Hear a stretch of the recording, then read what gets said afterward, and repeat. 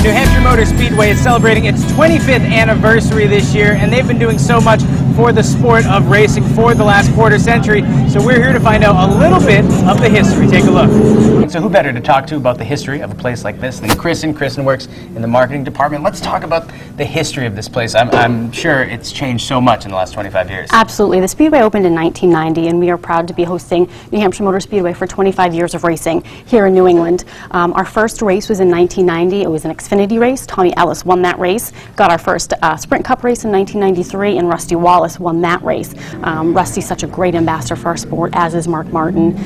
Been 25 years. We've had a ton of historic moments, and now 2015 here, we are coming off Joey Logano being our last race winner. He just ironically celebrated his 25th birthday with us as we're celebrating our 25th anniversary, and he is a New England native from Connecticut.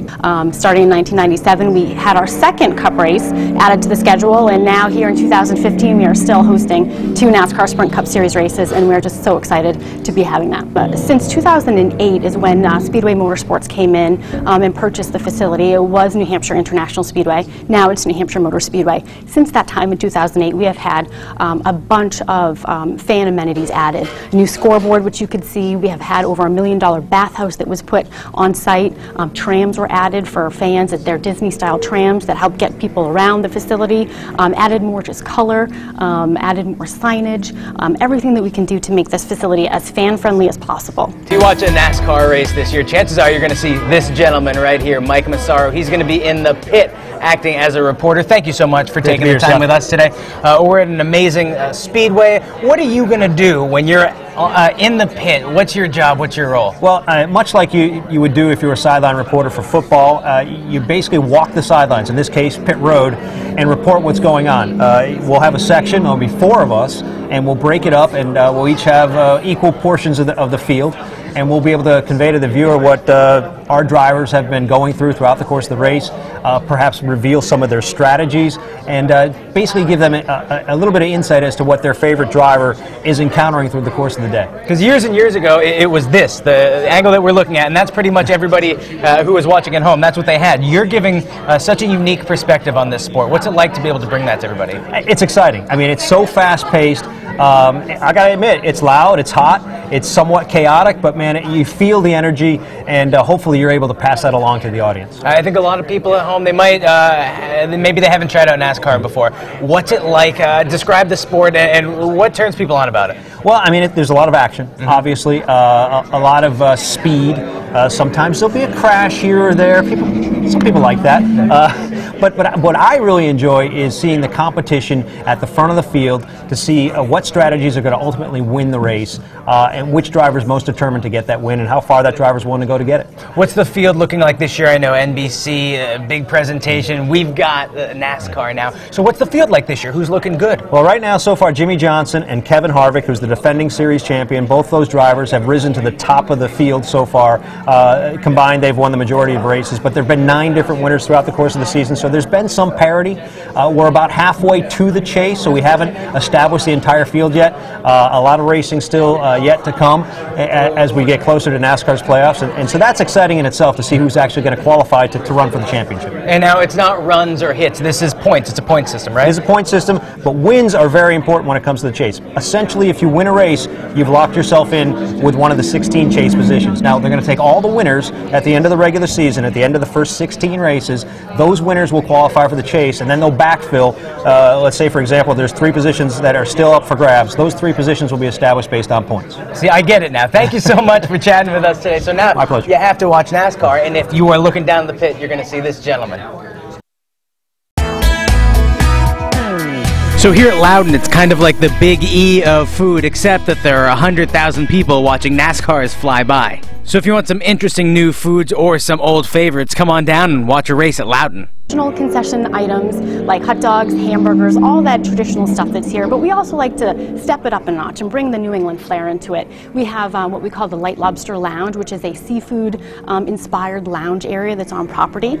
We also have a restaurant in the infield that is very much focused on barbecue items. In our concession stands this year, we've got two great new items called our WOW items. One of them is a surf and turf burger, which is a traditional 8-ounce hamburger with lobster meat on it, coleslaw, bacon, and just all that yumminess added into it. So it's got a little bit of the kick of the New England style. We also have a fish and chips on a stick, which is new this year, which is haddock and potatoes, battered, fried on a stick. Everybody loves stuff on a stick. It's always better. But those are two of our new items. We also have lobster rolls, pulled pork stuff. We have pretty much a little bit of everything. But beyond the fact that we have such great, unique food items here, one of the good things about New Hampshire Motor Speedway, unlike other sports venues, is that you can bring your own cooler into the facility with your own food and beverage. So you don't have to feel like you have to buy stuff here, but if you want something different and unique, we've got you covered.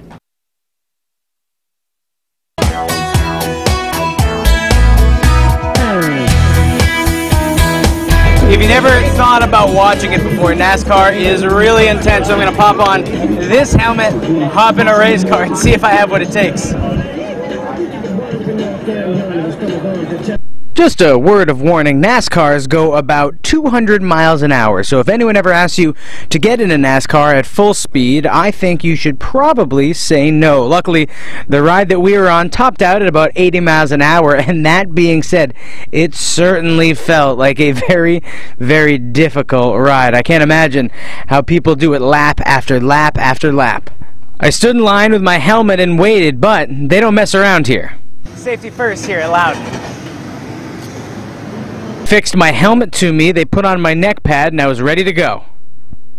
Now, a race car is not like a street car. You don't open the door and get in. In this situation, you have to crawl right through the window.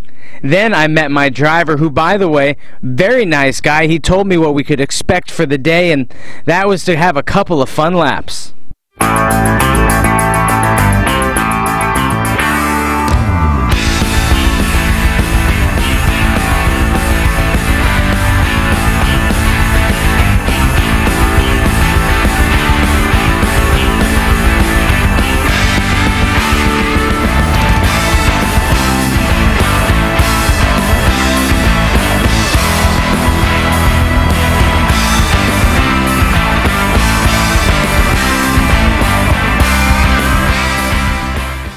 Every turn is like going on one of those teacup rides. It smushes you against the side of the car, and boy, is it an exhilarating rush.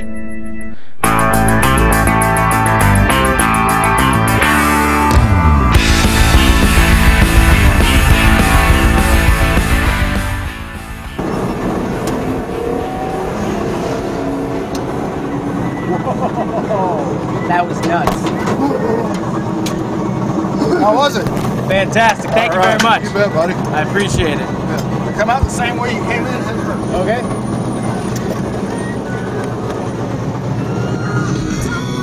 All right. That is why you need to watch NASCAR. It's nuts. Woo. We ended our race at the winner's circle.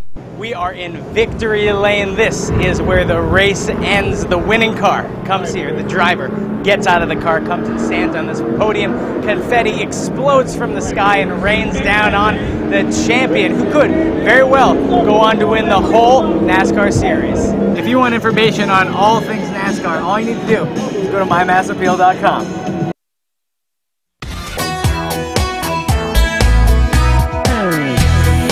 Now, sometimes people change tires on their own car, but with a NASCAR it's a little bit more difficult. We're here with Chris. He's the director of marketing. Chris, all the magic, they say, of this race, a lot of it happens in the pit. Tell us a little bit about what goes on there. Yeah, they're exactly right. So, you know, it's rough on the cars. They're going to run out of fuel. The tires are going to start to eat away. They got to change them. So they come into a pit row, and that's where they can really make up some speed, especially at a track like New Hampshire Motor Speedway. So they've got the very best crews, and they can change 4 tires, fuel, less than 13 seconds and get them right back out there on the race. You're telling me that a car can pull in, get refueled, have all their 4 tires changed in 12 seconds? That's what the going rate. When I go get gas in my car, it takes me 5-10 minutes easily. Right. So it's that easy. And the people who do it, the people who change the tires, they're not just any old schmo. These people, some are former athletes. Absolutely. Most of them they've played sports in basketball or football in college, if not in the pros. And you can see why. I mean, just lugging around, the jack is pretty heavy. The gas can itself weighs 90 pounds, and they've got it propped up there. Okay, so Chris, I'm going to try to beat 12.5 seconds, which I'm pretty darn sure is impossible. And now when they're doing this, they need to jack the car up, Yep. They need to refuel it, they need to take the wheels on and off the car. Yeah. All right, ready? So I'll be your jack man. Thank you. You grab that. I'll give it a couple pumps, and you try to take it off. All right, set the clock and go. All right, let's go. You get this? Tell me when. Go. Wrong way. Wait. Well, this is embarrassing. Wait. No, it's sorry. Is that the wrong one? Yeah, it's this. Do you want to start over? No, not at all. Okay, you got it. Oh, it ran away. Okay. This is, I would have already lost the race.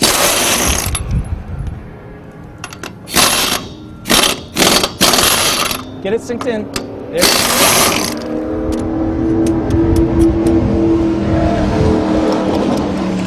Okay, it's stuck in there. How do you get it unstuck, Mike? Uh-oh. Whole thing's off. All right, this is embarrassing. What do you think, Mike? Oh, you got that in there pretty good. Did we forfeit the race? Okay. And we're back.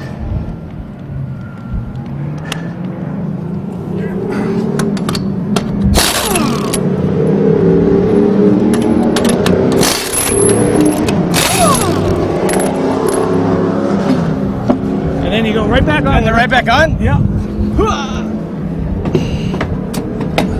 And now flip it and put them back in? Yeah. Wait. Oh. Gotta put one on. Can thread up. Oh, yeah, thread them up first. Okay. Go.